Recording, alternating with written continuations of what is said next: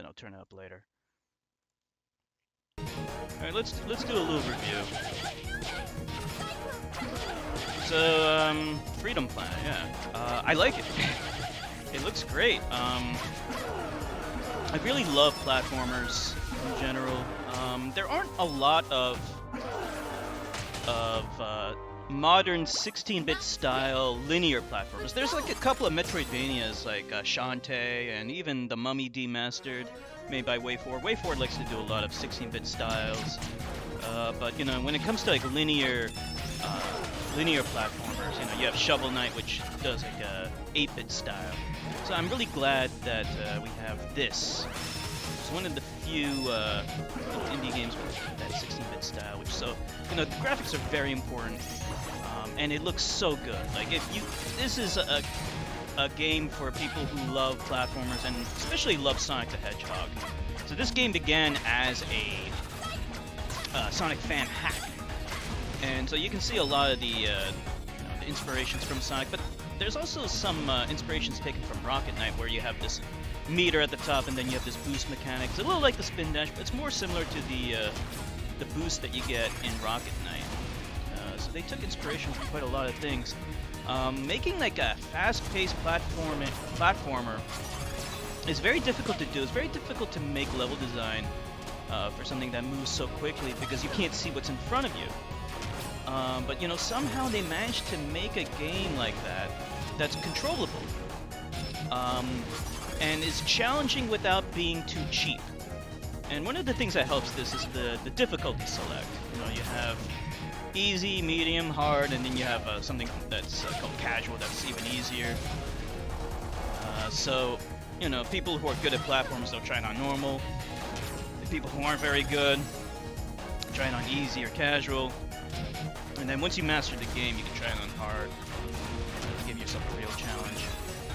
And I like that. I think the difficulty has been balanced pretty well, so that it's still challenging without being cheap.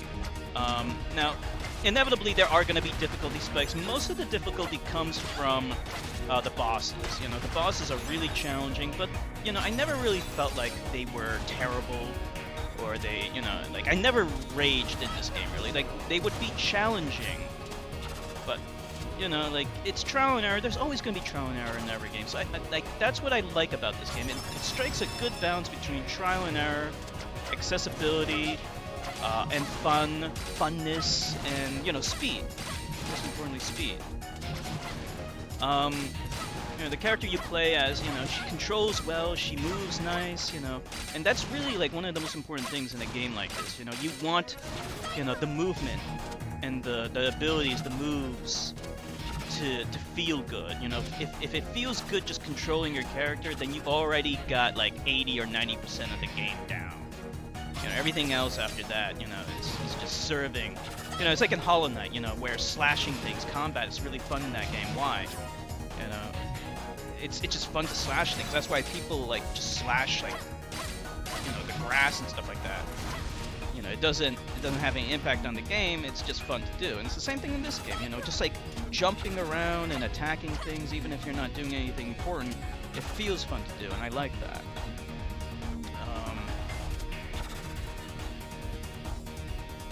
You know, the music's good.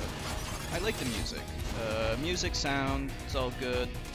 Now, as for the story, like, the story's kind of like a mixed bag. Like, it has surprisingly good production values. You know, they definitely put a lot of effort into it, and the story is a big part of the game when you play it in story mode. It's just not very interesting. You know, it's something about saving the world once again. There are moments where it's kind of neat because you get to learn more about the characters. They have some depth and not totally two-dimensional. And I think that's the most important thing with any story, that the characters are interesting. And you know, the main story where they're just going to save the world, that's not that important. What's important is whether or not the characters are compelling and three-dimensional, because then you actually care about them and what they're doing. So there's a little bit of that in this game, but not a whole lot. So, but it is a platformer, and the fact that they even tried to make a story with a narrative is commendable. I appreciate that they tried, even if they didn't completely succeed. It's still not horrible.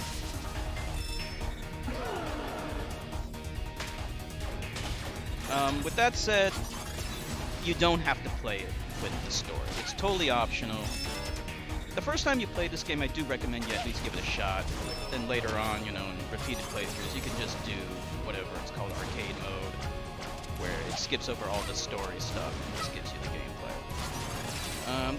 Game itself is like not terribly long. When you skip over all the storyline stuff, you know, you could probably beat it in like 4 hours, I would guess. But that's kind of par for the course when it comes to any 2D platformer. So it's a good length, good amount of levels. Unlike Sonic the Hedgehog, which the levels are broken up into acts to kind of give it a little bit better pacing, you have much longer levels here. But, you know, it works. It works for this game, I think.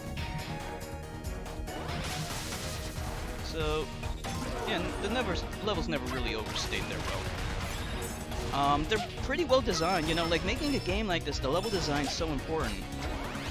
And I think they did a pretty good job with it, you know? It's really complicated. You know, level design for Sonic-like games, it's infinitely more complicated than anything you'll ever see in Mario. By the very nature of it, you know, there needs to be multiple paths. They all lead to the same place, but there's rewards for, you know, taking different paths and exploring more. Unfortunately, like, the rewards for exploring in this game are kind of non-existent because there aren't any, like, the game, like I was talking about the difficulty before, it has extra lives, but you don't really need them. Like, you have infinite continues, so I don't really know what the point is. I looked it up, in hard mode, you know, it seems to have the same exact issue. You know, like, it seems like you have infinite continues in that as well, but I could be mistaken about that. Maybe the information I got is wrong. Who knows? But as it is right now on normal mode, you know, having extra lives has no impact. You have infinite continues. So,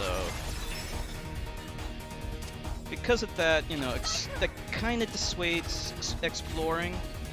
You know, exploring is closely tied to, you know, a reward system. You need to be incentivized to explore. And, you know, if there's no real big penalty for dying, then, you know, it's just kind of like a matter of time to complete the game, no matter how difficult it is. And, you know, at the same time, I understand why they needed to give the game infinite lives, because, you know, it's hard to balance the game because you're dying a lot on your first playthrough, so I get it.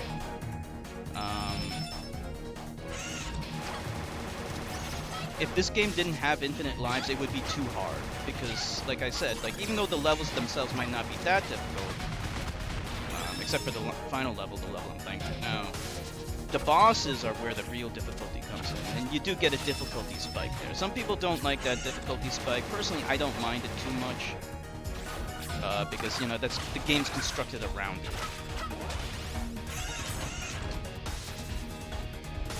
So really, you know, it's just a fun platformer. Really, the appeal to it, I think, is the great graphics and the great gameplay. The graphics are fantastic. If you love the 16-bit era and 16-bit graphics, you'll love this because it looks fantastic and it feels and it plays really well. And the characters have a lot of personality. They look cool. You know, unlike most other games, you actually do play as female characters, which is nice. I'm glad that they incorporated that. There's a lot of cuteness in it, so if you appreciate that, you'll like it in this as well. It's surprising. It has some surprisingly mature themes for a platformer. But with that said, you know, I think it's good enough for all audiences. You know, any age group will like this game. There is a sequel coming out, and I hope they make some improvements. You know? Certainly the graphics are going to be improved in the sequel, so I can't wait until it comes out. It's a great game. I love it. I still prefer Sonic. I think Sonic's a little bit better balanced when it comes to difficulty, challenge, and all that. But this is still a great platforming game. And that's all I gotta say.